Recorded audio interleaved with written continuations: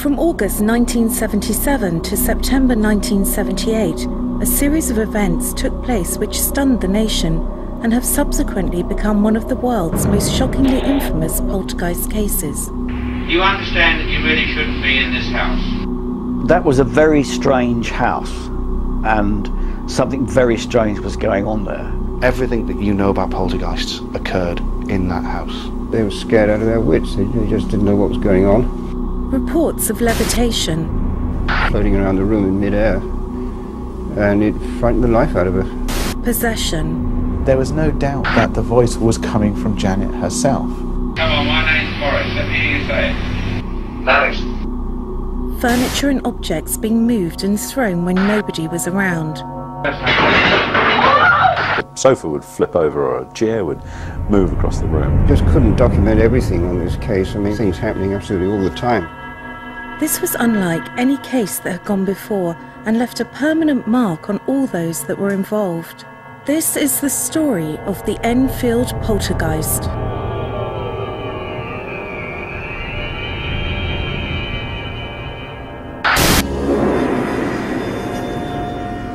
In 1980, a book entitled This House is Haunted was published and recounted the Enfield investigation in explicit detail. However, the book's author, Guy Lyon Playfair, got involved in the case quite by chance. I had experience of a very long and lively poltergeist case in São Paulo, Brazil, and I wasn't really hoping to do any more. We happened to have a lecture at the Society for Psychical Research, which I was a member of, on the subject of poltergeists, as it happened, and I was sitting right next to another new member called Maurice Gross, whom I hardly knew except to say hello to. And at the end of the lecture, Maurice jumped up and said, "I'm investigating a very interesting case right now, and I need some help." And there was a resounding silence. So I turned around and said, "Don't mind helping out for a couple of days or a week maybe," and that ended up 14 months. Maurice Gross was investigating disturbances at the home of single mother Peggy Hodgson and her 4 children. It was a normal council house like 1,000 others across North London. However, on the evening of the 30th of August 1977, this normal family home bore witness to some decidedly abnormal activity. Well, the activity started on the 30th of August 1977. Janet complained that her bed was wobbling, and also her brother Peter's bed was also wobbling as well. And the mother just ignored them, just thought, they're just getting up to stupid stuff. But the following night, things became even more bizarre. On the next night, the 31st of August, that's when other people started to experience what Janet and Peter were experiencing. And quite simply what happened, it was around about 9:30, Mrs. Hodgson put the children to bed, and then all of a sudden she heard it's like a crash. Peggy Hodgson, the mother, went up to her daughter's room to chastise them for making a lot of noise and for actually staying up late at night. When she went to leave it, a chest of drawers by the door pulled itself out as if trying to obstruct her, and she pushed it back and then it pulled itself out again. Undeterred by that, she tried to push the chest of drawers back against the wall, and she successfully did that, and then all of a sudden it started to move back out again. And this time when she tried to put her weight behind it, she couldn't move it at all. It was like some other force was pushing it. Peggy and the children were terrified, and not knowing what to do, turned to their neighbours, Vic and Peggy Nottingham, for help. The Nottinghams didn't really know what to do, for the best. They tried to calm down the Hodgsons, but that was having no real effect because of the things that they experienced. Even on that first night, they consulted with the neighbours, or they went over in terror to their neighbour's house, to Vic Nottingham. He went to investigate and he experienced things. Eventually, I think it was Mr. Nottingham decided that the only people that could really call out was the police. On the evening of the 31st of August 1977, The police came to Green Street and were able to convince Mrs. Hodgson to re-enter her house. Just two police officers arrived and they did a tour inspection of the house, and at first nothing happened, nothing untoward.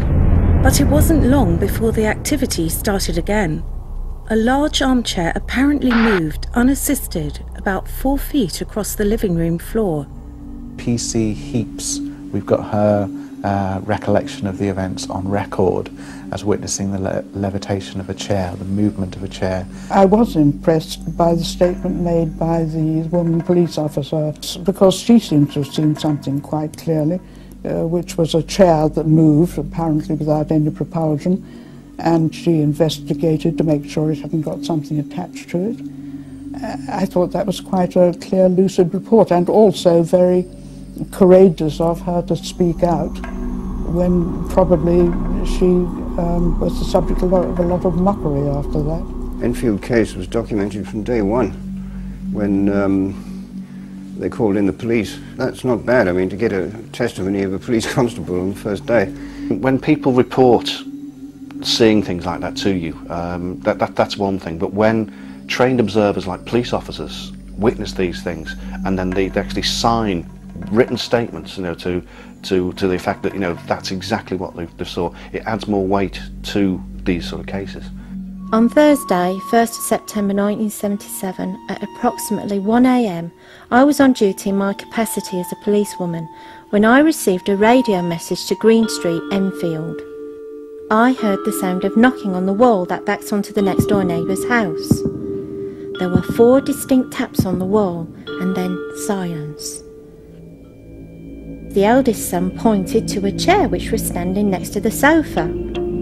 I looked at the chair and noticed that it was wobbling slightly from side to side. I then saw the chair slide across the floor towards a kitchen wall. It moved approximately 3 or 4 feet and then came to rest. But despite first-hand experience of this alleged supernatural phenomena, the police were powerless to help the family. They were very considerate, they were very nice to the family and said that this really wasn't a police matter. They couldn't find anybody breaking the law. They were anxious to help if they could, and they really couldn't. Over the next 3 days, these strange events continued for Peggy and her children. Plastic, toy bricks and marbles flew around, seemingly of their own accord, and when picked up, they were hot to touch. A vicar and a local medium visited the house, but were unable to help. They were scared out of their wits. They just didn't know what was going on. They'd never heard of the word poltergeist. In fact, the girl used to call it the poltergeist, and they had absolutely no idea of the same thing happening to anybody else. These things are not amusing for the people who are having them. There were relations of the family who I met, and they said that if they sat on a chair it got twisted around, or a child got apparently thrown from a chair into the middle of the floor. They always come in the same order, which is interesting. It's as if the poltergeist was reading from a script. You know, you start with knocking, rapping on the walls, and then you get small objects being thrown, and then you get larger objects being thrown, and then you get tables and chairs turning over, sometimes completely, flip-flop. The family felt confused, terrified and alone. More than anything else, they were asking, why us?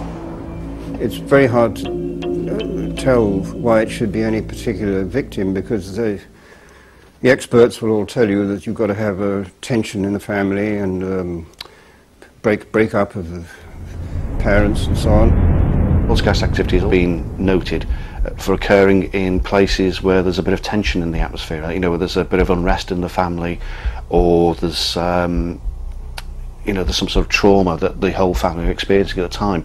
And in this case, with the Hodgsons, you know, that was part of the course. It was quite turbulent, quite negative because of this early split between the parents. There had been a break-up in the family, but then practically every other family is broken up nowadays, but you don't get every other family having a poltergeist. They are very rare.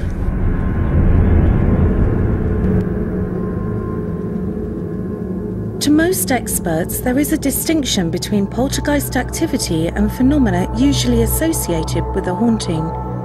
Parapsychologists like to differentiate between hauntings and poltergeist.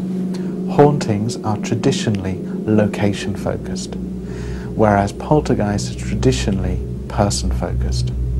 The other difference is hauntings can go on for years, for decades, for even centuries, whereas poltergeists are traditionally very, very short-term.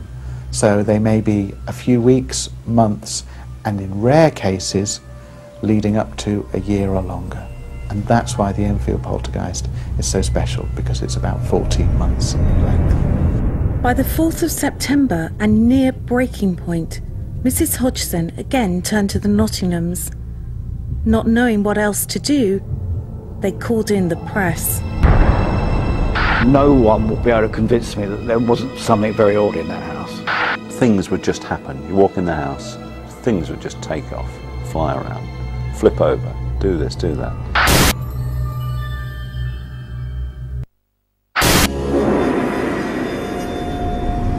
On the evening of the 4th of September 1977, a call was taken at the Daily Mirror recounting almost unbelievable activity at the home of Peggy Hodgson and her children in Enfield, North London. The night news editor was a great character called Tom Merrin, and the phone kept ringing with the Nottinghams, who were living next door to the Hodgsons.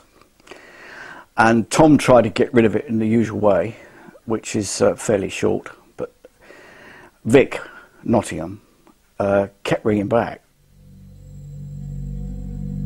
Convinced by the Hodgsons' plight, reporter Doug Bence and photographer Graham Morris were dispatched to the Hodgson home. We knew nothing about the story at all. We were just told that there was something going on in a house in Enfield.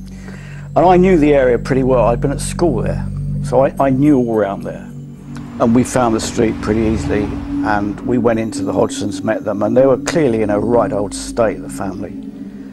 But newspaper people are very sceptical, and they were clearly very distraught, but nothing happened at all.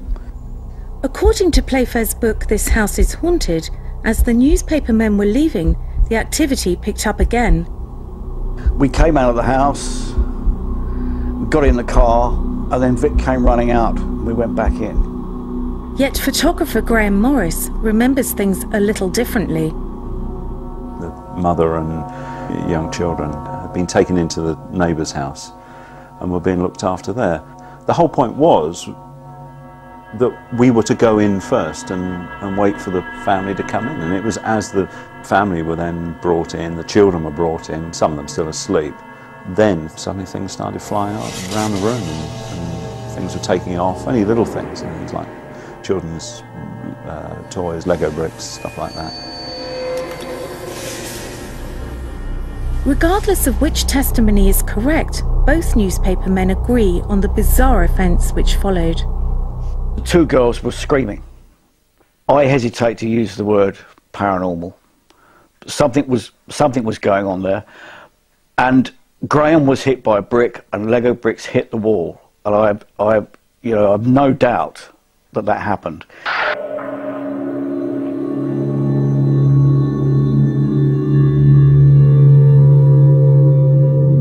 I'm just concentrating on photographing it. I wasn't really that worried.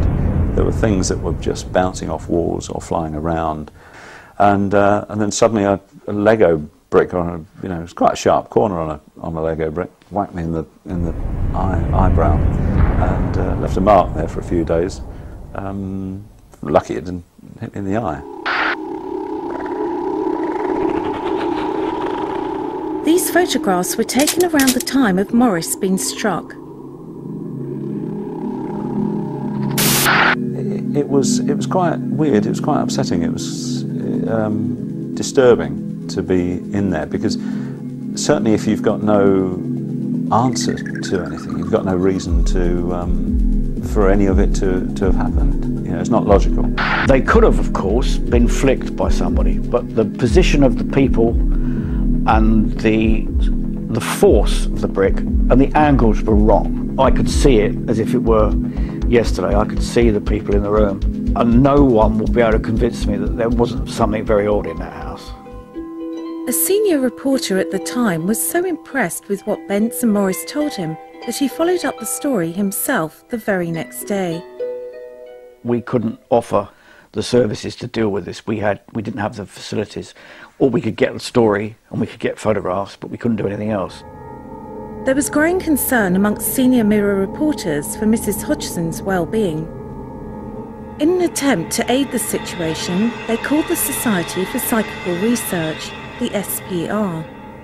The Society for Psychical Research was set up in 1882 to investigate those faculties of man, real or supposed, that are not explicable on any generally recognized hypothesis. It doesn't have any fixed ideas or opinions, and anyone can be a member whether they actually believe in paranormal phenomena or not, but of course obviously most of us are convinced that there is some reality in these things.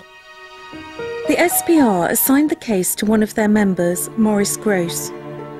Maurice, who unfortunately passed away summer 2007, was an inventor. When the Enfield Poltergeist case started, Maurice Gross was kind of a fledgling investigator. But he went into the case actually with a very objective mind. He initially interviewed the entire family and was always thinking about alternative explanations and questioning everything. It's interesting to see a guy turn up with a handlebar moustache looking like a World War II fighter pilot and driving an E-type Jag, and then being there for the Society for Psychical Research. You don't think that the two go together. He went out of his way to befriend the family. He was not after an easy, quick answer. Despite his level-headed approach, Gross was soon convinced the phenomena was genuinely paranormal. Not long after arriving at the house, he himself was witness to strange occurrences. Lego bricks were being thrown, marbles were being thrown. Morris observed that that the marbles, when they landed on the floor, they didn't actually bounce, they just stopped dead. But then things started to escalate a little bit more. It was things like, the furniture was being hurled around. The three-piece suite, I think, was even overturned at one point. Another chair gone over. Yeah, she was standing on her back. The red chair's turned over backwards. Anybody on it? Yes, he was like this on it. Jenny was sitting on it at the time it was thrown over backwards. But each stage in the Enfield Poltergeist case, you've got witnesses from very different backgrounds being brought in. Initially it's the neighbours, and then it's police officers, and then it's newspaper reporters, and then it's Society for Psychical Research investigators. You understand that you really shouldn't be in this house. You do understand you shouldn't be in this house. You do. That was, again, 2 knocks. There was knocking in the house. The kids weren't anywhere near it at the time, so it wasn't them. We knew it wasn't them. If you'd taken it out of context, if that had happened in your own home, you wouldn't have worried about it at all. But the fact that it happened there, and you're surrounded by 16 people from the Society for Psychical Research, and there are cameras and all the rest of it, you think, this knocking must be important. Now, I'm going to ask you a question. Are you having a game with me? Oh, right. As I asked the question, are you having a game with me? It threw the cardboard box and the pillow right at my face.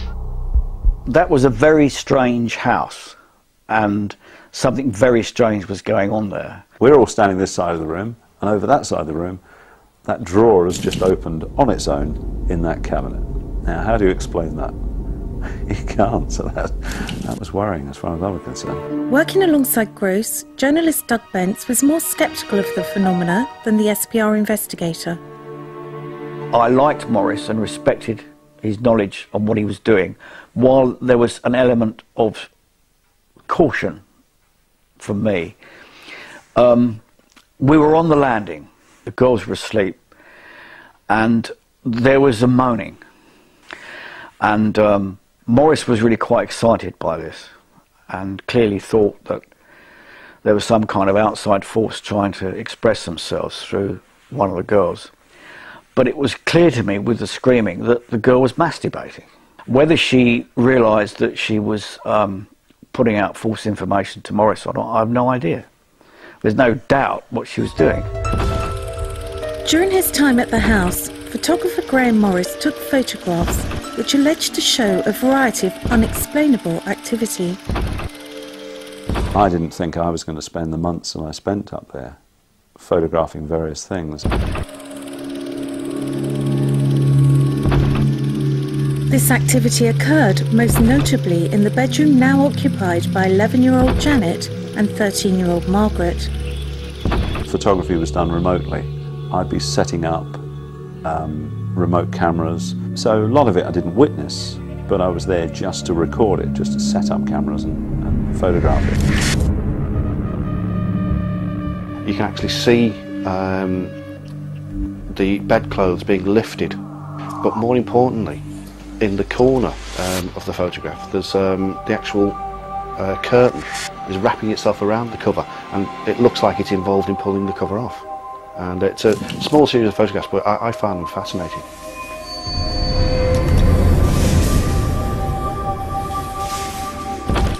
Although the photographs are compelling, some argue that they are far from definitive evidence of paranormal activity. For me, the photograph is convincing because I was there and it brings that weird night back to me. But I can't see the picture would do it for someone who was looking at it objectively to prove anything. As the apparent phenomena went on, Gross soon realised he would need help to document the sheer volume of activity, and was soon joined by Guy Lyon Playfair following that chance meeting at the SPR. Guy was an SPR member with a little bit more experience in investigating cases. He was also a journalist, but somebody who'd written a number of books on various paranormal phenomena, even at that early stage. He'd experienced it all before. He'd seen these things before. And he even knew what was going to happen next, which is the fascinating thing. But he made a point never telling it, which is quite frustrating there, because as a photographer it'd be quite nice to know what's going to happen next so you can get ready for it.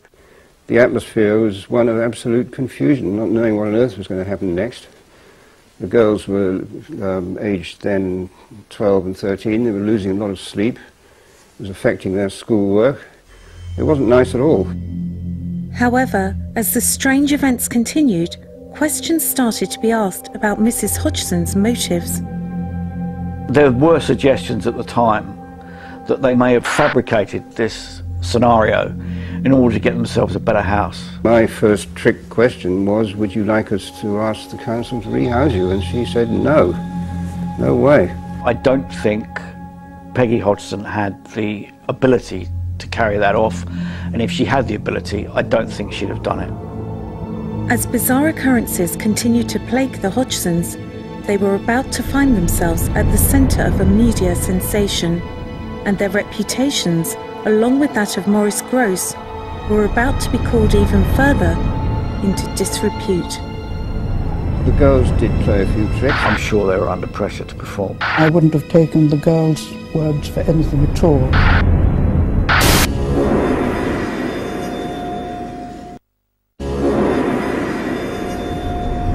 Apparent paranormal activity was still consuming their home on Green Street in Enfield, North London, and things were about to become even more bizarre for the Hodgson family, as on the 10th of September 1977, their story became a national phenomenon, making the front page of the Daily Mirror.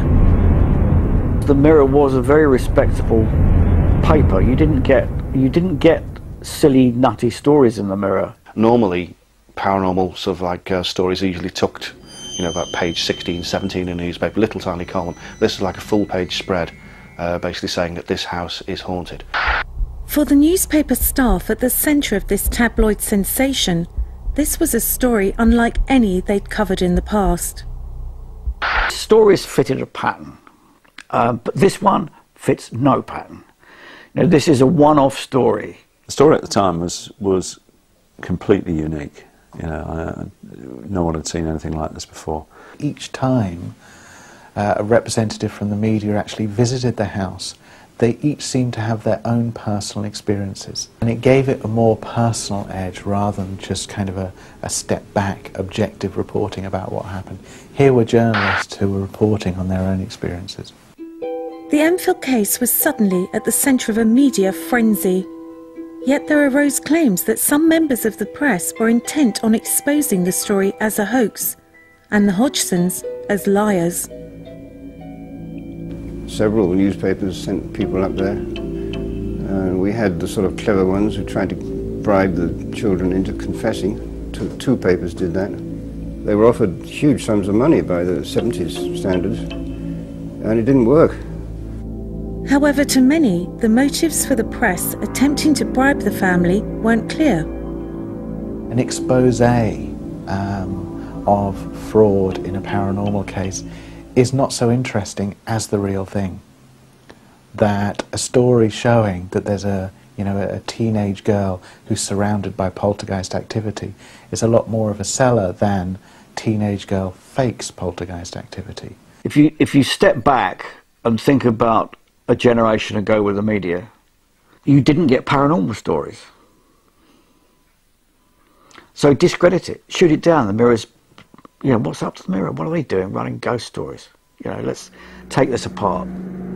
As the media continued to turn up on their doorstep, the Hodgsons struggled to cope. And I just wouldn't have brought more trauma on that family. They had this bloody unexplained phenomenon, which we'll say is, which is now pretty well documented as a poltergeist. A mother who was not in good health. You don't want to bring a load of bloody tabloid journalism banging on the door. It's just awful. They're in a mess. They need help.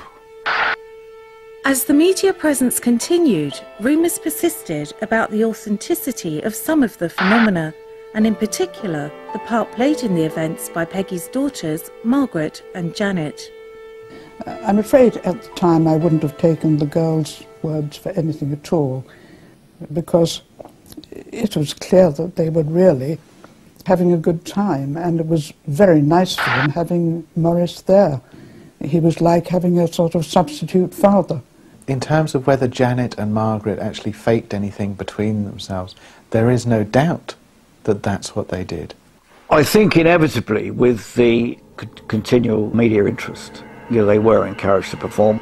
I don't think Mrs. Hodgson would have approved of that, but I'm sure they were under pressure to perform. And I think both girls have admitted subsequently that they did. I think they said that whenever they faked anything, that Maurice or Guy or both of them always knew about it. The girls did play a few tricks, as I would have expected. Children learn everything by imitation, so if they wanted to imitate the phenomena that were going on, that's quite normal. It doesn't avoid the fact that what they were imitating was genuine, which of course it was, because how would they know what to make up? I mean, they'd have to fake the right effect of something that had been recorded before, because a poltergeist has got a very limited repertoire. They've got about 18 to 20 tricks, and that's it. So much of the real stuff was happening, and how you distinguish is really quite easy. I mean, if you're sitting in front of me now, and I get up, and this chair suddenly follows me across the room and turns over, I don't think you're going to suspect trickery. Margaret and Janet's pranks were doing little to help legitimise the case.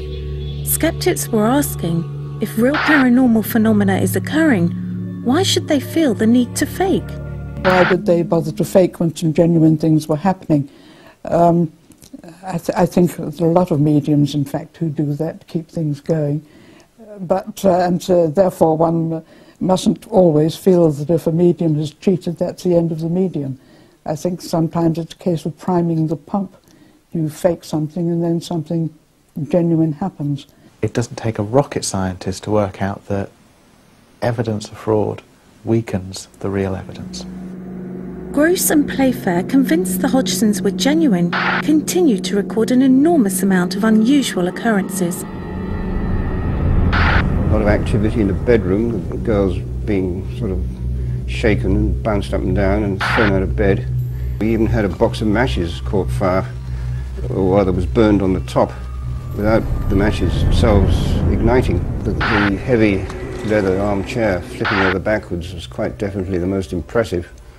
It was broad daylight and it was right in front of my nose, and nobody was anywhere near it. However, as the investigators spent more and more time with the family, doubts concerning Gross's objectivity began to surface. Two investigators spent an extraordinary amount of time in the house, far more really than in most cases. Morris, as always, came out with instant reasons for everything happening, and it was always attached with something to do with poltergeist. Morris certainly considered it the most fantastic thing that had ever happened. I was very wary of his initial observations because he wanted to see things. After a while, maybe I'm cynical or whatever, I just find it was a bit too wanting to read too much into it. Morris accepted as genuine a lot of phenomena that he did not personally see, and accepted the word of the family for a lot of things. If you're a member of something like the Psycho Research Society and you believe in the paranormal and you want to see paranormal manifestations, you'll find it. Gross had suffered a bereavement barely a year earlier, and some thought that this was causing him to place too much faith in the Hodgson's claims. The whole affair was a very big thing in Morris's life, because he'd lost his own daughter, also called Janet. This to him was really proof of the paranormal, and probably proof to him of survival too. Well, I thought for Morris to have lost his daughter a year before, it's got to have been in the back of his mind, I would have thought. To try and speculate that he may have lost all objectivity, I don't think it's a very good explanation. Morris, from a very early point in the investigation, was looking at this very much as a poltergeist case. He was looking at it as possibly occurrence of psychokinesis. At no point in the case was there any sort of confirmatory aspect for Morris that Janet was trying to communicate with him, or that in solving this case it would help him deal with the loss of his daughter. The legitimacy of Gross's testimony is backed up by the fact that others were also witness to much of the strange phenomena, and this activity continued, including problems with Graham Morris's camera equipment. Graham Morris, the photographer, a very highly experienced professional Fleet Street man, he charged up his flash guns one night, and when he started taking pictures found they'd all discharged at once, which is pretty unlikely. In fact, it's not possible. I had a flash gun, or maybe even two flash guns that were fully charged, always fully charged before getting there, and then trying to use not one but two of them, and the power drained from them, and that was, I couldn't answer that. I mean, there was no reason for that. I'd never seen it happen before. It's certainly never happened since. And it wasn't just the newspaper men who experienced problems with technical equipment. We had a video recorder with an infrared lens where we were hoping to film something happening in the dark, and all that would happen was that when they switched the machine on, all the lights came on simultaneously. You know, fast forward, back, play, and so on, which they said was not possible. But there it was. Despite the investigators' best efforts, no video footage of any of the reported phenomena was captured. In the Enfield Poltergeist, we don't have any footage. All we have is some photographs and the accounts of the people that were involved, either the family or witnesses or the investigators. If I could go back with the gear that you have now, the equipment, the technology there is now, you'd be laughing. You'd either photograph everything or you'd show it all up completely to be fraud if that were the case, which I doubt. But you'd have a lot more on film, or digital. You'd have video running, all sorts of things. Despite no video evidence, more and more unexplainable phenomena continued to be reported. The knocking on the walls continued. There were outbreaks of fire that disappeared as quickly as they started. and the curtains in the bedroom are seen to blow in the wind, even when the windows are closed. But most disturbingly, the activity was seen to centre more specifically around 12-year-old Janet. Janet was sedated for her own safety. It was when she was there that things happened. Janet was the you know, the epicenter of the whole thing, common denominator of everything that happened.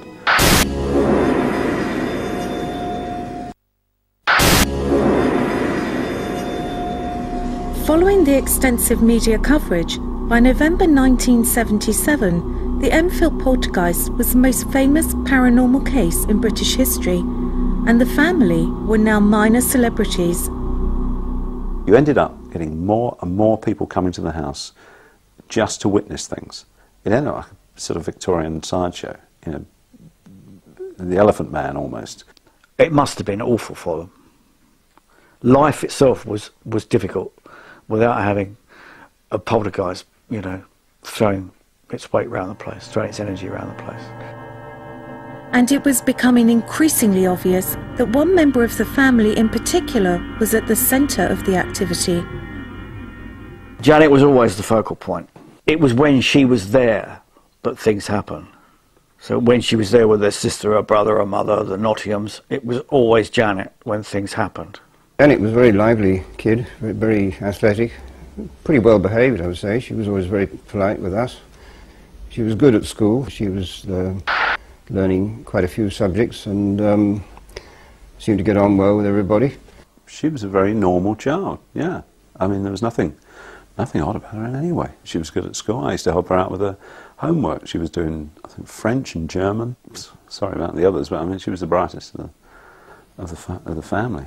Numerous small objects used to fly around near her, and on more than one occasion, heavy chairs and sofa would flip over when she was around. And yes, she saw it all.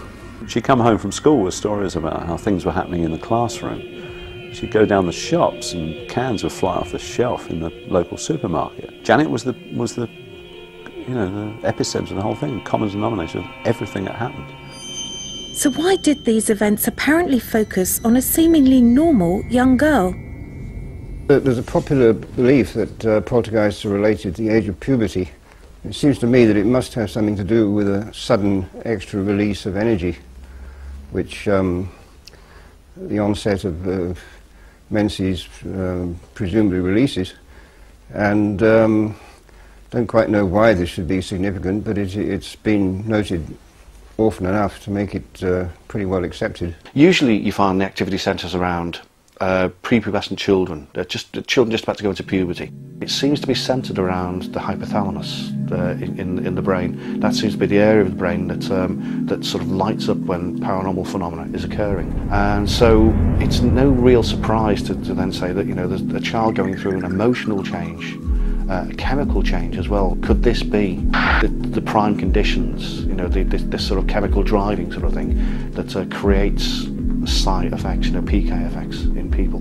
The focus of the poltergeist activity, in this particular case Janet, may be consciously or unconsciously causing the phenomena using psychokinesis. I'm sure it was a subconscious cry for help.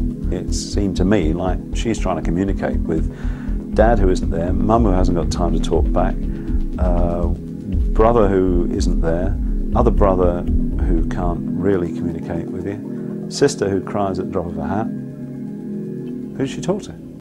In December 1977, the activity around Janet became even more pronounced.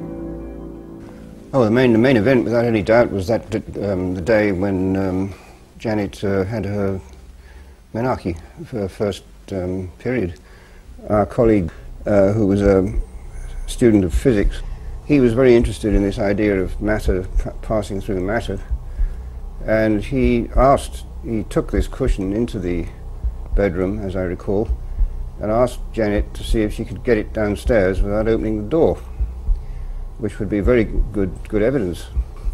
The next thing we knew was that it was on the roof. Instead of going down through the floor, it went upwards, and the local baker was walking along the pavement towards the house and suddenly saw it. He said there was nobody leaning out of the window, nobody threw it. One minute it wasn't there, and the next minute it was. According to eyewitness reports at the time, a large red cushion materialised out of thin air above the Hodgson house. You're suddenly confronted with something like that. It's a terrific shock to the system. I mean, you know it can't have happened, but you know it did. And I got it down with great difficulty, I may say. I nearly fell out of the window. And there's just no way that I could have got that cushion onto the roof normally. And if I couldn't, I don't think a 12-year-old girl could either. However, the day's strange events weren't over yet. On the same day, a colleague of ours asked Janet deliberately if she could make something go through the floor to the room below. And the next thing we knew was that Janet claimed to have floated into the house next door through the wall, and she described the neighbour's bedroom, where she'd certainly never been, quite accurately, and said she'd left something behind in there. So we made arrangements when we could to go round, and sure enough there was a book belonging to Janet in the neighbour's bedroom. I met Mrs. Nottingham from next door, and who I must say did talk about some pretty hair-raising things. Well, it sounded rather as if some book that ought to have been in the Hodgson house ended up in her house, and things came through the wall. Oh, suitably enough, the book was called Fun and Games for Children, which was quite appropriate. But there's just no way at all that she could have got in there normally. The house was locked, the neighbour was out, and you couldn't get through the window, you couldn't even get up the chimney. We checked that, it had been blocked off. And yet the book was found next door, so it had gone through the wall. It does stretch credibility, doesn't it? You know, it sounds absolutely fantastic to think that a child can, dematerialise or go through a wall and deposit something and come back. We have to rely on the people there at the time. We can do nothing more than just take their word for it. But with the weight of everything else that was reported by other people, then it doesn't surprise me in the least that these sort of things were reported there. Just when things seemed they couldn't get more bizarre, they did. The levitation started off with the girls sort of just sliding out of bed, and then it got more and more impressive, and then we ended up with a sequence of pictures of them, what I'm told is levitating. Do these pictures, taken remotely by photographer Graham Morris, actually show Janet levitating? Pictures don't lie, let's put it that way. The pictures that you see actually happened. Whatever it was, happened. What caused it to happen, I'll leave everybody else to work that one out. I just know that when that camera went off, it photographed about 5 frames of a girl starting off, coming out of bed, and then ending up on the floor. The increasing unpredictability of the apparent phenomena surrounding Janet raised some serious concerns for her well-being. There have been incidents of levitation and bedclothes being pulled, and the investigators at the time were concerned about her safety. The doctor came round and gave her a shot, and he said something like this would put a horse or an elephant out, and she's still fighting, and it ended up with about 2 or 3 of us trying to hold her down, and this was after the sedation. Later on that night, she was found 10-15 feet at the other end of the room, up on a dresser. That's quite a shocking thing in itself. We were all downstairs, big bang, everyone rushes upstairs, her uncle goes in first, finds her on the radio, I walk in with the camera, bang. How did she get there? I'll leave that for all the others to try and work out. In spite of the best efforts of the investigators and medical professionals, this apparent levitation continued. She had that experience of levitation, which was witnessed from the street outside. Rather, as you saw in The Exorcist, her head didn't go around in circles, but the lollipop lady right across the road saw her floating around the room in mid-air, and it frightened the life out of her. There were witnesses in the street that actually saw this. They looking up through the bedroom windows, and there's Janet floating past the window, you know, at some height. Very, very difficult, I would imagine, for a child to fake. We know from psychology research that there are problems with eyewitness account, and yet this might be the holy grail of eyewitness testimony, because you've got two independent witnesses, not aware of each other, providing a testimony that corroborates each other. Well, Guy and Morris, I think, were convinced that a lot of things happened that I would not be convinced by. I mean, there were two people in the road, I think, who said they saw things from the road. Well, you know, to my mind, you don't get a very good view of what goes on inside upper bedroom window from the road. While I respect Maurice Grosse hugely, I'm sure he wouldn't have made anything up. I'd have to be very sceptical about levitating. To repeat what Sir William Crookes said in about 1860, I never said it was possible, I said it was true. And the position is the same today. We just got to redefine what we think is possible. With Janet having taken the first steps towards womanhood, the phenomenon surrounding her became even more dramatic and terrifying. Janet was being used. Janet started to speak with this odd voice. The discarnate entity was actually using Janet to speak. Right. Come on, my name's Morris. Let me hear you say it. Maris. Maris. Maris.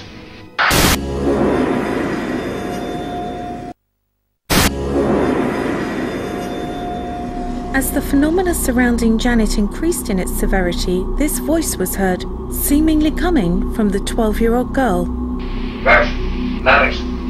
It became more shocking once Janet started to speak with this odd voice. This extraordinary bass male voice would come out of Janet at the age of 12. We did some quite careful study. The first thing we did was to get in a local speech therapist who heard it and said she had absolutely no explanation, and she was totally freaked out and she just didn't know what to make of it. Why don't you go and live up where you belong instead? I don't believe in that. You don't believe in it? Why? I'm not a heaven man. A very senior professor from Birkbeck College who specialized in laryngology, study of throats, and he kindly lent us a very high-tech laryngograph where we managed to make a chart recording of this voice and show it to him, and he took one look at it and he said, "Oh yes, plica ventricularis," and in common language that means the false vocal folds. Folds of membrane which sit behind the true vocal cords, the false vocal cords, are of limited use in normal vocalization. We got an enormous variety of stuff ranging from absolute rubbish to rather disgusting obscenity to what sounded like very much like genuine messages from people who were lost and confused and didn't know where they were. I'm not a heaven man. There were claims from some that Janet was utilising a form of ventriloquism to create this voice, so a professional was called in, to the surprise of the Hodgsons, to test out this theory. Ray Allen, the TV ventriloquist, was brought along to sort of say, well, you know, that sort of tone of voice couldn't come from a girl of her age. George came up to me and said that they've got a ventriloquist involved, and I threw my hands up in horror. I was totally opposed to that and wouldn't have anything to do with it. You can completely rule ventriloquism out, mainly because that also involves our normal vocal cords. Ray Allen's visit threw little clarity on the situation, and the strange voice continued. Most people really can't keep it up for very long because you get a desperately sore throat. But young Janet could chatter away like this for hour after hour without even clearing her throat. There was no doubt from some of the witnesses that the voice was coming from Janet herself. But it's interesting when you speak to experts about where that voice came from, that it came from the false vocal cord, that if you try and do that yourself, for even an hour or two at a time, you can start to lose your voice. And remember that she was doing this periodically over the course of several weeks for an hour straight. I've actually played with my false vocal cords on a number of occasions, and yes, you do get very, very hoarse in a matter of seconds. I don't believe in that. I did witness the voice from Janet, or wherever it came from. It just sounded like a girl putting on a gruff voice to me. I just thought it was sort of, okay, well, everything else is gone now. You know, we've finished with the Lego bricks flying around, all the chairs have flipped up, and we've done the levitation, we've had the knocking. So what do we do now? Oh, I tell you what, we haven't had voices yet, have we? Let's give that a go. Morris was very impressed by the girl's voice, and very few members of the SPR were. It's certainly unusual. It's even a bit extraordinary, but then, of course, there are extraordinary things that people do that are not paranormal. Morris rather gave the impression she would talk for an hour. Well, not really. She would talk in short bursts, and then there'd be silence, and then somebody else would say something, and then she'd start again. Well, aren't you a heavy man? Bill, and I am 72 years old. While there was some skepticism about the authenticity of the voice, support for its legitimacy came from a surprising source. We got messages from one of the former inhabitants of the house who came up with an extraordinary statement that he said he died in the chair in the living room downstairs after going blind. And I have come here to see my family, but they are not here now. There's some substantial evidence to support the fact that there was a previous occupant of that house called Bill, and it did appear that his character was actually coming through Janet. At the time, nobody purported to identify this old Bill who would talk, but later I think someone came forward and said that someone like that had lived in the house. Maurice Gross was contacted by the son of the previous owner who'd read my book, This House is Haunted, and said, hey, that sounds like Dad. So he got in touch with Maurice Gross and listened to the tape, and he said that's absolutely true. He did go blind, and he did die in the chair in the living room. And this was long before the Hodgson family moved in, so they'd never met him. And I found that pretty compelling. I think that was evidence for what known in the trade as earthbound spirits, people who don't realise they're dead, or else they don't want to leave the last place they were on Earth. Bill, I am 72 years old. Could this actually be the voice of Bill, the former occupant of the house? If not, what are the other explanations? On Green Street, there could have been countless neighbours that may have been aware of Bill's passing in that house before the Hodgsons were there, and that information could have easily got to the Hodgson family. It's a long street, people lived there a long time, the police were there, the vicar was there, you know, it would be very easy for the girls to pick up bits and pieces and absorb that, either knowingly or unknowingly. She didn't actually say anything particularly interesting. Most of it was just sort of gabble and burble and bad language, and I think a lot of people just thought she was enjoying herself. So I've never been impressed really by anything to do with the voice. With the phenomena becoming more and more extreme, many started losing faith in the investigation. The family, the very basic family, mother didn't really know what was going on. She would accept whatever anyone would say to her, that this was for the good of the family, this was for trying to solve this problem, or maybe it would just go away if we all left. You don't know. But by this time it became a laboratory, it ceased to be her home. It was becoming increasingly obvious that Gross and Playfair's enthusiasm for the case wasn't shared by others, and a gulf was growing between the Society for Psychical Research, the SPR, and the investigators. Well, the people who believed most firmly in Enfield were the people who actually had spent most of the time investigating, who were Maurice Grosse and Guy Playfair. And there weren't many other very enthusiastic supporters among the members of the SPR. They actually, frankly, didn't believe a lot of the phenomena. And so what you might call a sort of anti-Enfield faction arose. It wasn't easy at all, and we did get help from our own colleagues that we would have liked. And an awful lot of evidence went unrecorded because we simply couldn't get to it. The SPR thought that it wasn't really handled as properly as it could have been. You know, the press, radio, TV all got involved. I think they thought it ended up as a bit like a circus. But the one thing that they didn't really take into account was that that the media weren't invited via Maurice or Guy. The media were all invited by other people surrounding the case. So I think they were treated quite badly actually by the SPR in that case.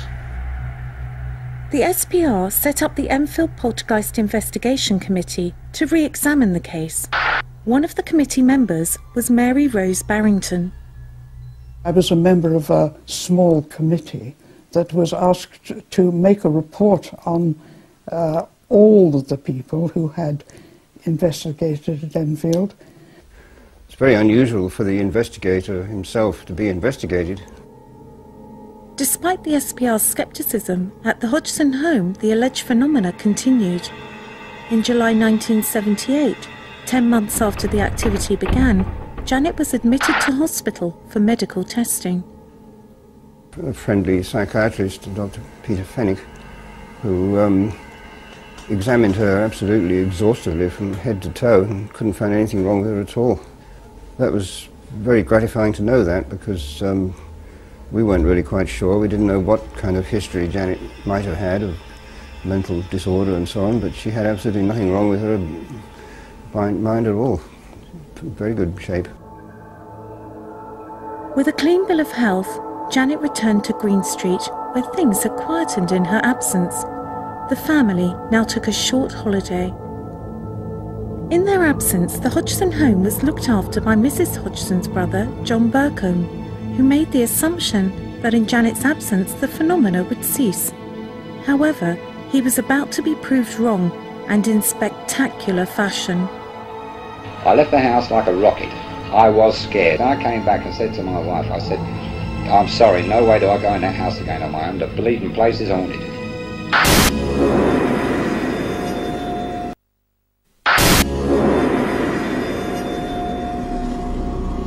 It was almost a year since the events had begun on Green Street in Enfield, and following a night of disturbances, the Hodgsons were staying down the road at the house of Peggy's brother, John Burcombe. Burcombe, as you are about to hear, returned to the Hodgson home on his own to fetch an alarm clock. I came down to the house was in darkness, nobody was present except me. I walked up the stairs to go into the bedroom to get the clock. As I got to the bedroom door, the door opened on its own. I saw the knob on the door twist, like somebody was turning the doorknob from the other side. The door opened. As I walked in the room, the door closed behind me. How did it close? It just closed like the door closing and going bang. It wasn't slammed. It's just like a door closing on its own. I collected the alarm clock. I turned around, walked towards the door handle turned on its own and opened wide enough for me to walk out normally. But having this happen a second time, I must be perfectly honest, under actions from my house, that's it. And I trotted down the stairs and shot home. Yeah.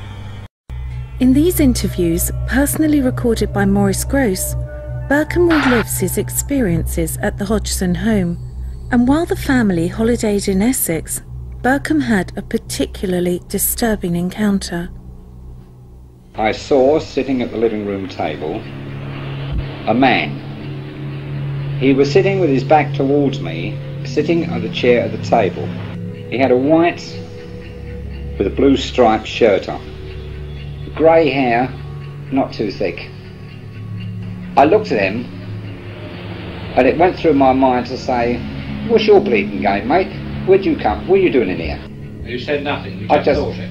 I thought this was thoughts that went through my mind. I suppose in all honesty I was about to say something, but I sort of then realised the house I was in. I closed my eyes like a blink for a couple of seconds, opened my eyes, gone. I left the house like a rocket. You didn't stay for I did not stay at all.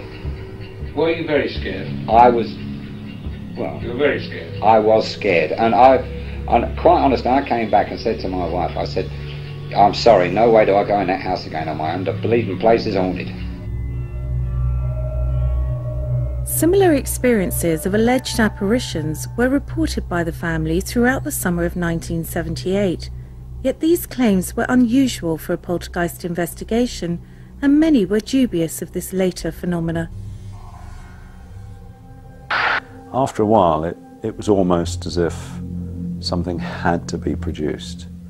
You know, there were so many people coming through the house, you can't let them down. I can't put my hand on my heart and say anything's right, because I wasn't there. And it's, you know, it's second-hand information. After over 12 months of activity, Gross and Playfair finally seemed to be making headway in bringing closure to the Hodgsons. We had visits from a Unitarian minister who was a friend of mine, who was very, very nice and really just tried to calm the family down and so on. Maurice Gross used to do a prayer which he felt was helpful. I used to do kind of spiritist exhortations of the kind that I'd learned in Brazil, and I think they helped. I was contacted by a Dutch friend, a reporter for the Dutch paper Die Telegraaf, and he said, I've got a friend who's a medium who says he can stop these things. Would you like me to bring him over here and stop it? And I said yes. The medium, whose name is Dono, he's quite well known in Netherlands. He doesn't speak a word of English, unusually for a Dutchman. He bought Janet an ice cream and chatted with her mother through the interpreter, and then went up alone to the bedroom where he stayed not very long, I think about 20 minutes. And then he came down and said, that's it. I mean, I forget the exact words. I mean, they were in Dutch, but what they amounted to was, it's gone away. And sure enough, it had. I mean, that may have been a brilliant demonstration of the power of suggestion. But I don't care what you call it, it worked. So after 14 months, the events at the house on Green Street had ended. But what had caused these occurrences, and would the alleged poltergeist return? I'm pretty sure in this case it was the family and not the house. We didn't find any evidence that there was anything unusual about the house at all. No, there hadn't been any previous reports of trouble, and it was quite an old house. I think it was built in about the 20s. I don't think anybody's in control except the poltergeist. I mean, they do things their own way. You ask them to do something, they do just the opposite. I mean, they're not there to enlighten you, they're there to cause problems, which they certainly do. It's operating now. Well, to be honest, nobody can quite explain why they come and nobody can quite explain why they go. There are various theories about this, about some kind of human frustrations or some kind of energy that one hardly knows about. And there was a very, very minor outbreak about 6 months later, which only lasted a very short time, a day or two, I think. And since then, nothing. While things were returning to something approaching normality for the Hodgsons, they were just getting started for Barrington. In compiling the Enfield Poltergeist Investigation Committee report, she spoke at length to all those involved in the investigation. I personally, like most other members of the society, got involved at a rather late date. So my personal involvement was really just interviewing the family and some of the other witnesses and making my own report on my assessment of whether I thought they were telling the truth or whether I thought they were really creditworthy. So what did Barrington make of the testimonies of those who had experienced the events firsthand? I was impressed by Mrs. Hodgson. I thought she was a very worried woman. I never thought for a moment that she was inventing anything. But were the children's statements as reliable? The two girls, well, they were very different. Janet seemed to be rather very tomboyish and jumping around all the time. Margaret much more sedate. No, I couldn't. I really could not tell whether I thought they were fooling around. I'm quite impressed by the fact that, now grown up, they both insist that it was genuine. I think that is quite impressive, because when you're no longer the centre of attention as a poltergeist focus, you can make yourself the centre of attention again by saying that it was all your playing around and fraud. So what did the report conclude? Was this a case of genuine poltergeist activity or an elaborate hoax? I read a short summary of our conclusions, which were that, roughly speaking, there was every reason to think that there was poltergeist activity in the house, though there was a lot of it that we thought was at best unproved. So finally, a line was drawn under this bizarre series of events. Soon after, in 1980, Playfair's book, This House is Haunted, was published, to much critical scrutiny and acclaim. I think it's an important landmark book for all investigators, because it catalogues from the very start to the very end of the activity that occurred, and it's not done with any glamorisation or any sensationalisation. The story's just told as it is. So what is the legacy of the Enfield case? One thing that, as investigators, we are aware of is the copycat effect. This it happens with UFO cases, where you have a massive sighting which is reported in the press, then all of a sudden everybody's seeing UFOs. It happens with ghosts and hauntings and poltergeist cases as well, and those sort of things occurred after the Enfield case. But what became of the Hodgsons and those at the centre of this apparent supernatural whirlwind? To me, it was easily the most fascinating thing that's ever happened in my life. I mean, that beyond shadow of a doubt. So it was fascinating to be a witness of the whole thing and just stand there and watch it. The story did affect me. The position of that family, so impoverished and underprivileged and unable to cope. That family did not ever really become a particularly happy family. Nearly 30 years later, they certainly haven't forgotten it. And Mrs. Hodgson, who sadly died recently, she was very much affected by the whole thing, and it's very, very upsetting, and it's something you can't ever really get over.